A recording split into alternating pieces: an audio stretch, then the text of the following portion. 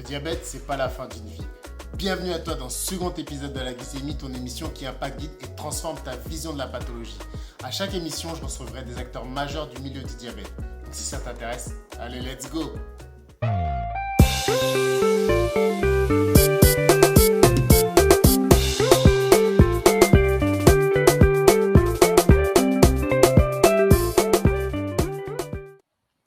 Bonjour à tous, bonjour, bienvenue dans ce deuxième épisode de la glycémie. Et aujourd'hui, pour ce deuxième épisode, je suis particulièrement content de recevoir un autre intervenant du monde du diabète, Benoît Mirambeau. Benoît, bonjour. Bonjour Jules. Merci beaucoup à toi d'avoir accepté l'invitation, un échange très direct et très simple. On a échangé quelques messages et puis directement au téléphone. Vraiment, je tenais à te remercier pour ta réactivité. C'est un plaisir de te recevoir aujourd'hui pour que tu puisses nous parler, nous apporter un regard encore différent sur le diabète. Merci à toi, Benoît. Merci Jules, c'est un plaisir partagé. Très bien. Alors, on va commencer par la question traditionnelle. Pour ceux qui ne connaissent pas Benoît Mirambeau, est-ce que tu peux un peu te présenter, Benoît ?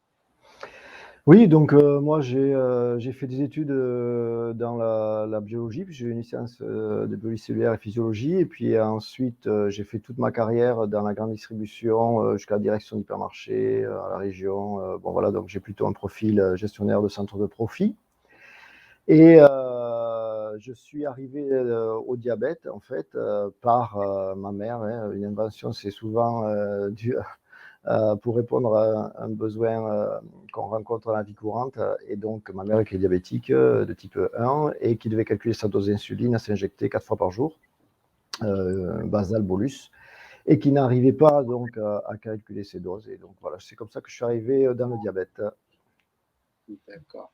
Ok, je vois. Oui, donc oui, tu es indirectement concerné et en fait, c'est ce qui t'a donné un petit peu envie de te lancer dedans. Qu'est-ce qui t'a vraiment le plus frappé dans la gestion du diabète, au-delà du cas personnel que tu avais, dans la gestion du diabète en France ? Alors, ce qui m'a le plus frappé, c'est qu'il y a beaucoup de solutions dans le domaine du diabète, de solutions informatiques, dispositifs médicaux, etc. Mais elles répondent à un seul besoin. Chaque solution va cibler un besoin.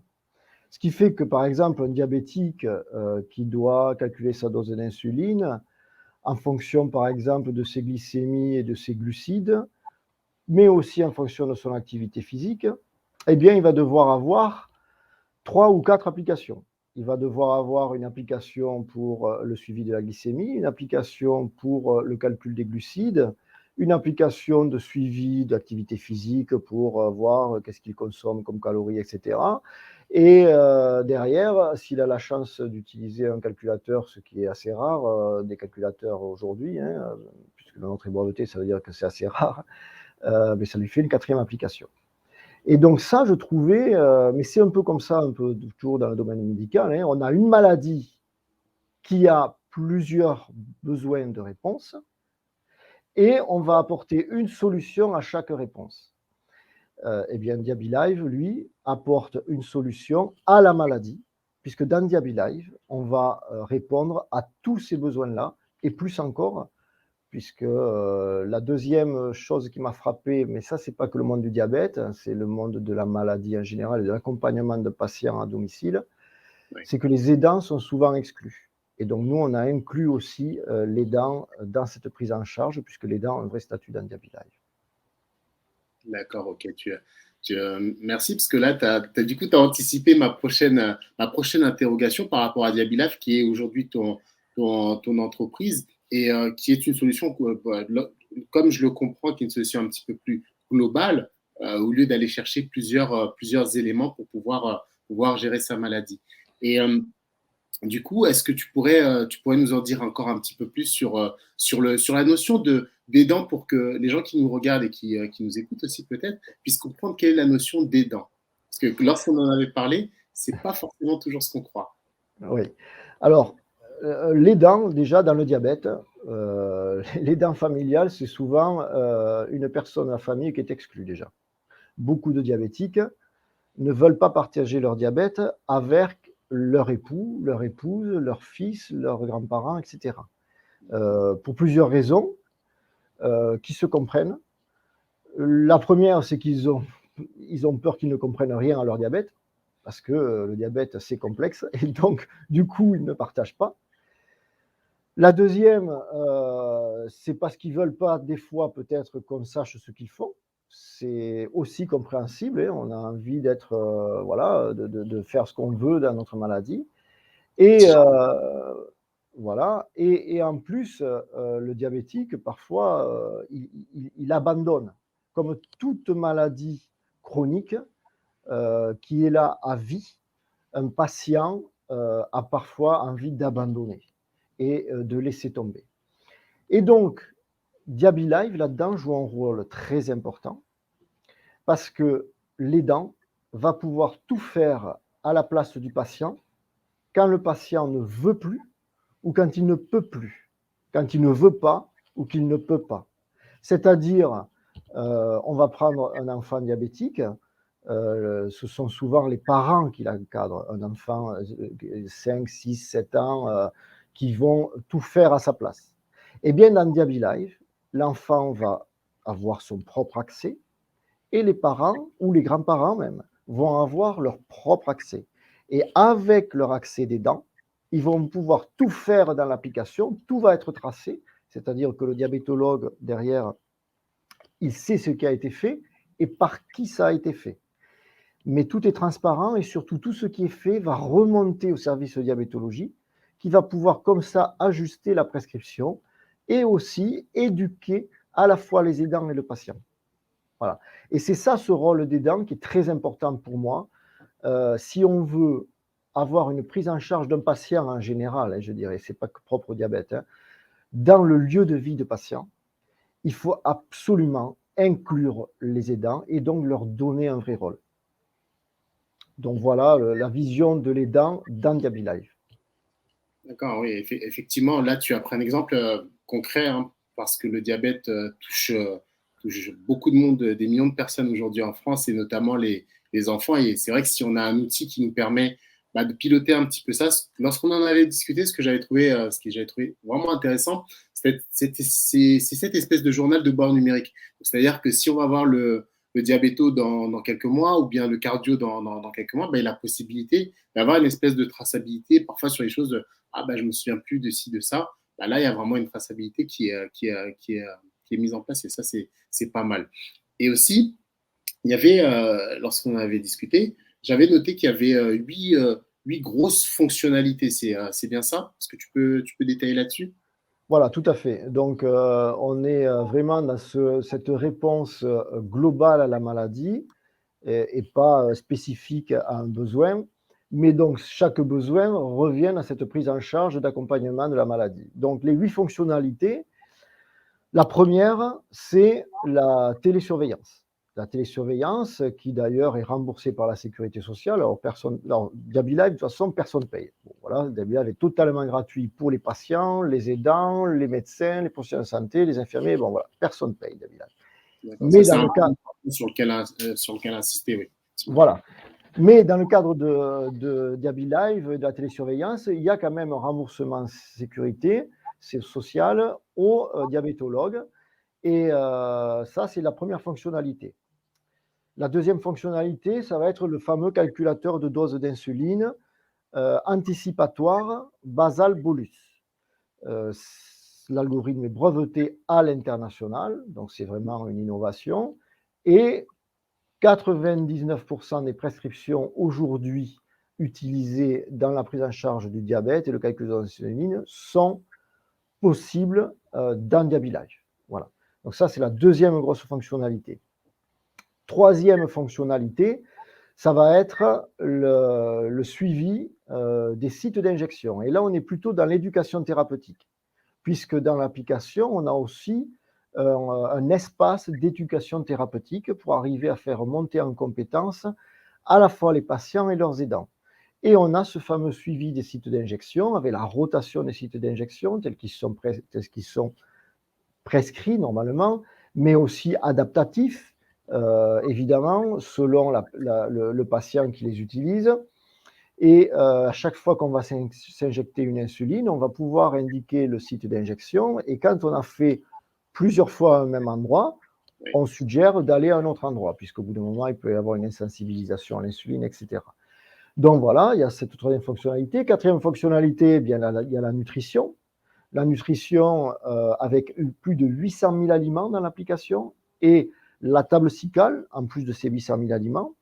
Donc la table SICAL, tout le monde la connaît, les diététiciens, les professionnels de santé la connaissent et les patients aussi. Hein. C'est une table qualifiée de à peu près 3000 aliments d'un repas courant et avec les glucides calculés et d'autres facteurs.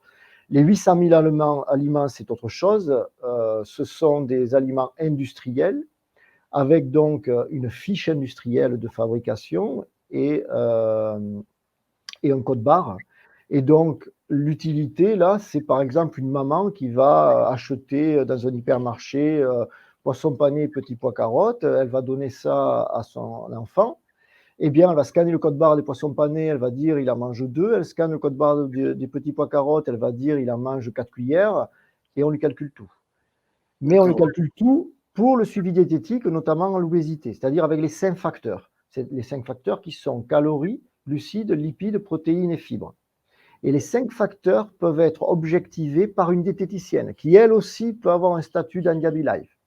Donc on est vraiment dans ce cadre d'accompagnement du patient aussi dans la diététique, pas simplement pour sa connaissance à lui, mais pour sa diététique.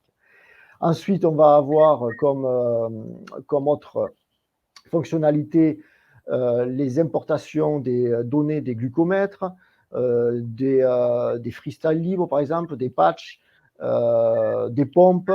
Donc ça, c'est pour arriver à mettre en lien tout l'écosystème du diabète dans Diaby Live. Ensuite, on a la fonctionnalité d'importation des données sportives ou santé, je dirais même en plus général, santé, qui sont avec une connexion Apple Fit et Google Health. Et là, on va importer quoi? On va importer effectivement toute l'activité physique d'un patient qui fait par exemple du vélo à haut niveau même, hein, ou pas, ou de la marche, etc. On va tout importer dans Diaby Live. Mais on va pouvoir importer aussi par exemple le cycle du sommeil et l'état du sommeil. On va pouvoir importer le cardio, le poids d'une balance connectée. Voilà, toute cette richesse, le cycle menstruel pour les femmes. Et tout ça, dans la 7e fonctionnalité, va être affiché dans des graphes enrichis. On va tout voir par rapport, toujours le même objectif, hein, c'est connaître les impacts du lieu de vie et de l'activité du patient dans son mode de vie par rapport à la glycémie. Et donc, on va afficher tout ça sur ces graphes de glycémie. Il peut en enlever, il peut en supprimer. On va voir comme ça l'impact de l'activité physique, du resucrage pendant son activité physique, etc. Et derrière, on a la 8e fonctionnalité, des tableaux de bord, un carnet glycémique enrichi, des historiques qui se gardent, évidemment, hein, etc.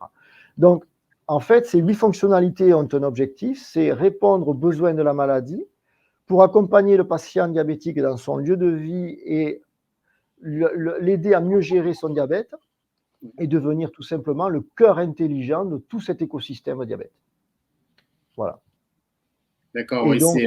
la télésurveillance, excusez-moi, la télésurveillance et le calculateur hein, sont des dispositifs médicaux, classe 2B, et l'entreprise elle-même est certifiée ISO 13485 depuis 2010, tout ça. Donc, tu vois, ça remonte à très loin.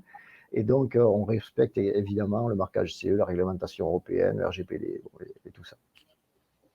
D'accord, ouais, on est vraiment sur du 360, une solution vraiment globale. Moi, j'avais été assez surpris parce que il est vrai que on a pas mal de choses et c'est aussi le but de l'émission de donner des perspectives aux personnes qui sont diabétiques, mais pas que, aux personnes qui sont aidantes, sur ce que vous avez fait au sein de Diabylive et c'est assez particulier à avoir et assez intéressant pour ceux qui nous regardent.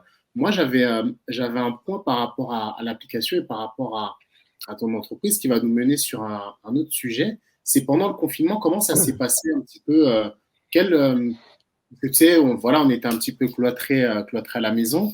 Comment ça s'est passé par rapport à la gestion du diabète? En tout cas, qu'est-ce que toi, tu as ressenti à ce moment-là? Enfin, tu as ressenti, tu as vu, et quels échos tu as pu avoir sur ce confinement? Alors, C'est le diabète, enfin le diabète, le confinement a montré, a révélé un besoin nouveau qui est la téléconsultation généralisée et plus généralement la téléexpertise. Dans Diaby Live, on a aussi de la téléconsultation, c'est-à-dire on a aussi la visio et on a aussi une messagerie privée, sécurisée. C'est-à-dire que tous ceux qui interviennent autour du patient pour l'accompagner, que ce soit des professionnels de santé, des diététiciens, des coachs sportifs ou des aidants familiaux, ils sont tous dans une messagerie, dans une visio s'ils le veulent. Et le confinement a révélé que c'était indispensable aujourd'hui, notamment aussi d'ailleurs sans le confinement, mais pour les patients diabétiques qui vont voyager, par exemple un enfant diabétique qui part en colonie, eh bien avec ce genre d'outils, les parents qui restent à domicile ou le médecin qui est aussi dans son bureau médical, eh bien, ils vont pouvoir voir à distance les données de cet enfant en colonie et ils vont pouvoir peut-être ajuster, l'appeler, lui écrire dans la messagerie sécurisée, etc. Donc, le confinement a vraiment été un booster là-dessus. Il a eu cette action bénéfique et aujourd'hui, une application sans ces deux fonctionnalités-là de mise en réseau n'a pas de sens aujourd'hui. C'est vraiment indispensable. D'accord, oui, je crois qu'on utilise le mot congruence un peu pour tout va vers le même sens. Ouais. Oui, tout à fait. D'accord. Ok, oui, parce que c'est vrai que ça a été une période un petit peu particulière, ce confinement-là, ces confinements successifs. Aujourd'hui, on arrive dans une situation où il y a plus de 5 millions de malades aujourd'hui en France.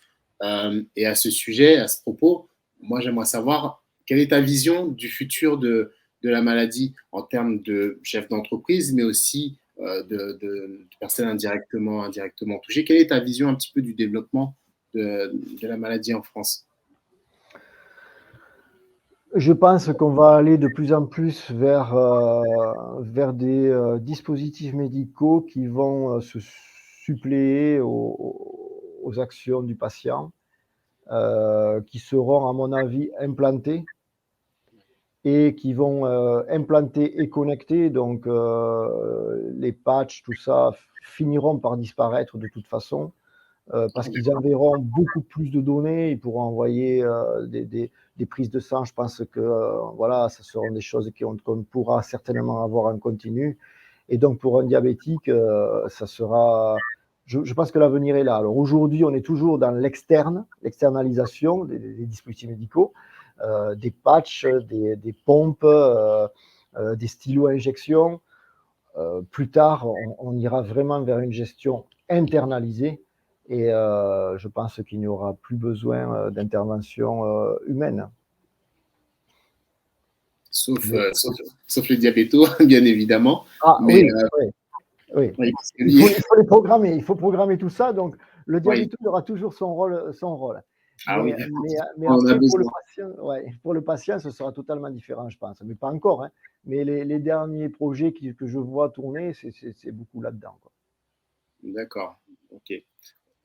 Un monde avec un petit peu plus d'autonomie et de prise en charge personnelle de sa pathologie, en fait, en gros. C'est ça, parce qu'en fait, on cherche à ce que le patient vive mieux sa maladie. Et pour qu'un patient vive mieux sa maladie, il faut vraiment répondre aux besoins de cette maladie. Alors, et en répondant aux besoins de cette maladie pour qu'elle soit bien prise en charge, on répond finalement aux besoins du patient. Et la meilleure prise en charge ou réponse aux besoins de la maladie, c'est de faire tout pour, pour que le patient n'ait rien à faire. Voilà. Donc c'est pour ça, je pense qu'on ira vers ça. Ouais, quelque part, tu enlèves aussi un petit peu de cette charge mentale qu'on peut avoir quand on est diabétique, qui joue sur la glycémie. Et Ouais. ouais, des applications comme la tienne, en tout cas une entreprise que tu as mis en place, peut nous aider sur ce genre de point-là. Ouais. Oui, et puis encore une fois, c'est une question de choix. C'est pas parce qu'on va vers des progrès comme ça qu'on est obligé de les prendre pour soi. C'est ça, c'est ça. Le progrès, je dirais, n'est intéressant que s'il reste un libre choix Oui. pour être accepté, parce qu'il faut aussi accepter la prise en charge par des outils qu'on ne gère pas. Et ça, c'est quand même aussi très important justement pour un patient, diabétique ou pas d'ailleurs. On le voit pour les pompes. 5 millions de diabétiques, il y a plus de centaines de milliers de patients sous insuline et sous stylo, et il y en a plein qui ne veulent pas passer à la pompe. Oui. Voilà, la pompe est un progrès, mais est un progrès que pour certains. Elle est un progrès certain pour la pompe, mais elle est un progrès que pour certains patients. Et c'est ça aussi qu'il faut arriver à accepter quand on invente des dispositifs médicaux aussi. Non, c'est vrai. Le but, oui, vraiment, après, c'est de s'approprier les outils et les possibilités que peuvent nous offrir les nouvelles technologies pour pouvoir avancer. Non, là, je te rejoins là-dessus, oui, effectivement. Effectivement. On arrive vers la fin de notre interview et on a parlé beaucoup de technologie. Ça fait un certain nombre d'années maintenant que tu es dans le milieu et je vais te demander, est-ce qu'il y aurait une anecdote qui t'a vraiment marqué lors de ces dernières années? Alors, c'est quand j'ai fait le concours Lépine en 2016, où j'ai eu le prix du président de la République pour l'algorithme, il y a eu beaucoup de médias, et c'était un samedi, je m'en rappellerai toujours. Il y a eu beaucoup de reportages à la télé, bon voilà. Et le lendemain, c'était le dernier jour du Lépine, j'ai eu beaucoup de diabétiques qui sont venus me voir. Et il y en a un qui m'a frappé. Il voulait à la fois que je lui fasse une prescription, que je lui calcule ses doses, et il me faisait signer un autographe. Et presque les larmes aux yeux. Et c'est une anecdote qui m'a touché parce que c'était parti d'une bonne intention. Alors évidemment, je ne peux plus répondre je ne suis pas du tout diabétologue, hein, une prescription, on ne la fait pas comme ça, et c'est pas moi qui vais faire des prescriptions. Mais il était perdu. Et en fait, il y a beaucoup de personnes diabétiques qui sont perdues dans leur diabète. Il y en a beaucoup qui lâchent prise, qui abandonnent, et pourtant qui voudraient faire bien. Et c'est quelque chose qui m'est resté. Ça fait 6 ans et pourtant je me rappelle très bien de cette personne-là. Et Diaby va vraiment essayer d'apporter une réponse à ces personnes-là. C'est pour ça qu'elle est gratuite. Malgré toutes ses fonctionnalités, pas une n'est payante. Parce que justement, on veut laisser le libre choix au patient de l'utiliser ou pas. Quelques fonctionnalités, pas forcément toutes d'ailleurs. On peut très bien utiliser Diaby que pour la nutrition et la glycémie, pas pour le calculateur ou la télésurveillance. Mais essayer d'apporter une réponse à ces patients qui sont perdus dans un problème dû à la maladie. Pas tous, mais un ou deux. Voilà, et ça, ce patient qui était venu me voir, ça me restera toujours. D'accord, bah, merci à toi. C'est assez puissant de ce commentaire parce que, oui, justement, et ça m'amène aussi au dernier point que je voulais évoquer avec toi sur la glycémie. Vraiment, le but du jeu, c'est d'impacter, guider et de transformer les personnes qui sont diabétiques. Et toi, Benoît, qu'est-ce que tu dirais aujourd'hui à une personne dans la gestion de son diabète, tu vois, qui a un coup de mou, comme tu le disais tout à l'heure, vraiment qui veut abandonner, qui veut tout lâcher. Qu'est-ce que tu pourrais transmettre comme message à une personne qui se retrouve dans cette situation-là? Déjà, je lui dirais c'est un droit et je la comprends. Quand tu as une maladie à vie, je comprends que tu aies un coup de mou, je comprends que tu aies envie d'abandonner. Deuxième chose, je lui dirais surtout, garde un lien avec les professionnels de santé. Garde tes rendez-vous semestriels ou annuels.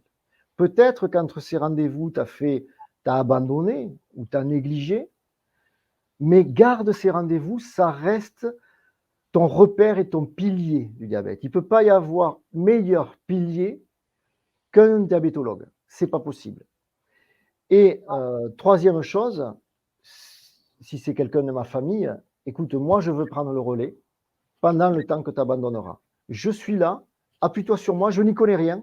Enfin, moi j'y connais un peu, mais j'ai pas besoin d'y connaître parce que Diaby Life, de toute façon, va tout me dire.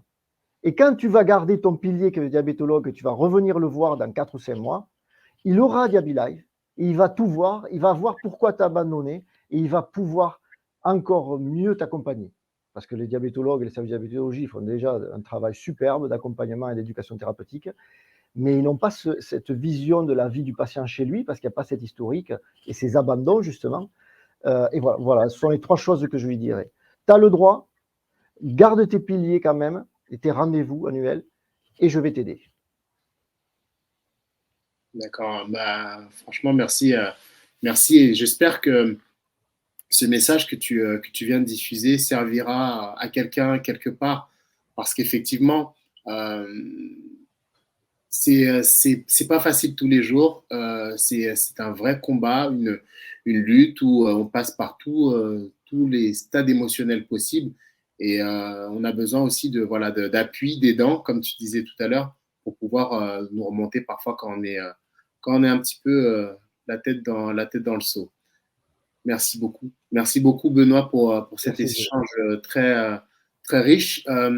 Où est-ce qu'on peut te retrouver? Comment faire pour rentrer en contact avec toi? Comment faire pour Diabilive pour qu'on puisse mettre les liens en dessous et avoir tout ça? Dis-nous un petit peu. Alors, on a une chaîne YouTube, on a un Facebook, on a un LinkedIn. Donc, sur Facebook, c'est Diabilive, hein, ou Contact Diabilive.